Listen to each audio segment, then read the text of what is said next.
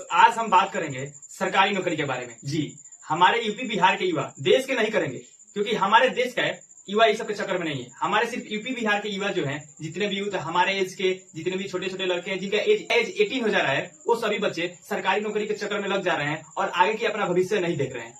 सरकारी नौकरी में हम बिहार पुलिस का बात करेंगे, क्योंकि बिहार पुलिस हमारे बिहार में बहुत ज्यादा ट्रेन कर रहा है। सभी बच्चे लगे हुए हैं, चाना मीठा खाना है, सुबह में दौड़ने जाना है, जीवन को पूर्वक बनाना है। क्या अपने किसी शहर, अपने किसी टाउन को कंपटीशन क्लास पकड़ लेना है, उसमें लगे रहना है 4 बजे भोर में। इस बार बिहार पुलिस 2025 की जो भर्ती है, शिक्षा के अनुसार 18 लाख आवेदन किए गए, लेकिन पदों की भर्ती कितनी निकली थी? 15,000। और आवेदन का जो प्राइस रहा वो 700 रुपये रहा। बाकी बैकवर्ड क्लासेस का कितना है मैं मिनिमम मानकर चलता हूँ 700 रुपया। अब 18 लाख जो आवेदन किया गया, 18 लाख में 700 से आप गुना करिएगा, 1 अरब 26 करोड़ रुपया हो रहा है। ये कहाँ गया? सरकार के खाता में। इसमें से 33,000 फॉर्म को रिजेक्ट भी किया गया है।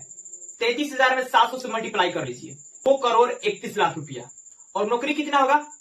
किसी का नहीं होगा, क्योंकि अभी के जो युवा है ये सिर्फ फॉर्म भरना जानते हैं, इसीलिए 15,000 भर्ती पर 18 लाख फॉर्म भरा रहा है। जो कंपनी में जाकर कमा रहा है वो भी आकर फॉर्म भर दे रहा है।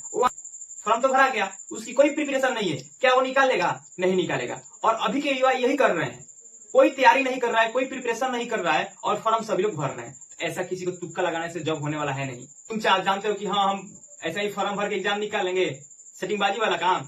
चलिए सेटिंगबाजी पर तो हम बात करेंगे ही। और जो पटना, दिल्ली में कहीं कहीं पर भी बच्चे जो तैयारी कर रहे हैं, कोटा में जाकर तैयारी कर रहे हैं, वो बच्चे क्या झांक मारने के लिए हैं? वो भी फॉर्म डाल रहे हैं। जो रेगुलर पढ़ाई पर है वो भी फॉर्म भर डाल रहा है।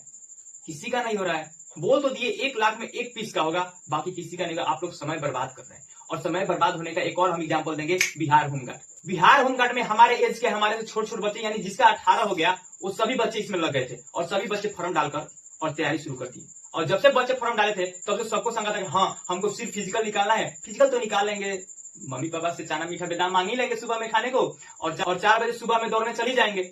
इस चक्कर में अभी के सभी युवा लगे हुए थे और 6 महीने से तैयारी कर रहे थे बच्चे, और सभी बच्चे ने 15 में 15 निकाल लिया। और अंत में जाकर सरकार क्या की? बच्चों को एज देकर छाटना शुरू कर दिया। यहाँ पर हम लोग को टैलेंट को भी मारा जा रहा है। जब सरकार को इस एज से इस एज के बीच में का ही जॉब लेना था, तो फॉर्म भरने के समय एज लिमिट डाल देती कि हाँ इस एज से इसी एज के बीच के बच्चे फॉर्म को भरेंगे। फॉर्म तो सभी एज के बच्चे भर दिए, 18 से लेकर जितना तक भरना था।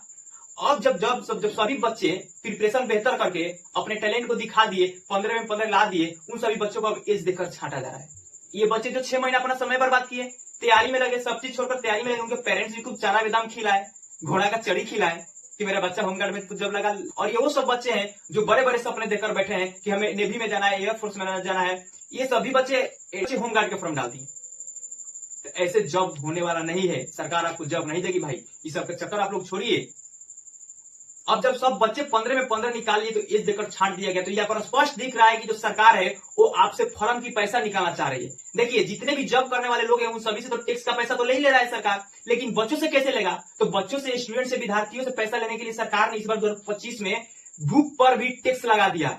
और उसके साथ साथ अब बच्चों से एक्स्ट्रा पैसा कैसे निकाला जाए, उस बच्चों से निकालने के लिए फॉर्म भरवाती है कि हाँ 16 साल से भी भर सकते हो, 18 साल से भी भर सकते हो, लेकिन जॉब सिर्फ 24 से आगे वाले को दे रहा है। 6 महीने में अब तक तुम कार्ड का तैयारी कर रहा था, निकाल भी लिया, सरकार तुमको जॉब नहीं दिया, एज देकर छांट दिया।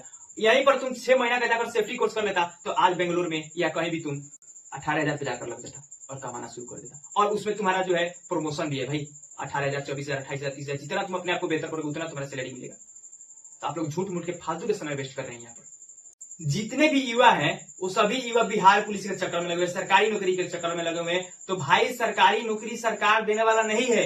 अगर सरकार को सरकारी नौकरी देना होता तो आप लोग को ये नहीं बोलता कि हम 80 पर रिजल्ट बनाएंगे, और आप लोग 80 नहीं, 82 नहीं, 85 का टारगेट लेकर पढ़ाई करते हैं, और जब सभी बच्चे 85 प्लस ला देते हैं तो सरकार बोलता है कि नहीं हम 90 पर रिजल्ट बनाएंगे। ये सरासर गलत है। अगर सरकार को 90 पर रिजल्ट बनाता तो उसको शुरू में ही बोल देना चाहिए था, तो हम लोग 90 नहीं 95 का टारगेट लेकर पढ़ाई करते। इस धांधली के कारण सरकारी जब आप लोग मत करिए, ये सब धांधली। इसी प्रकार से होमगार्ड में बच्चों के टैलेंट को मारा गया। बता रहे हैं कैसे?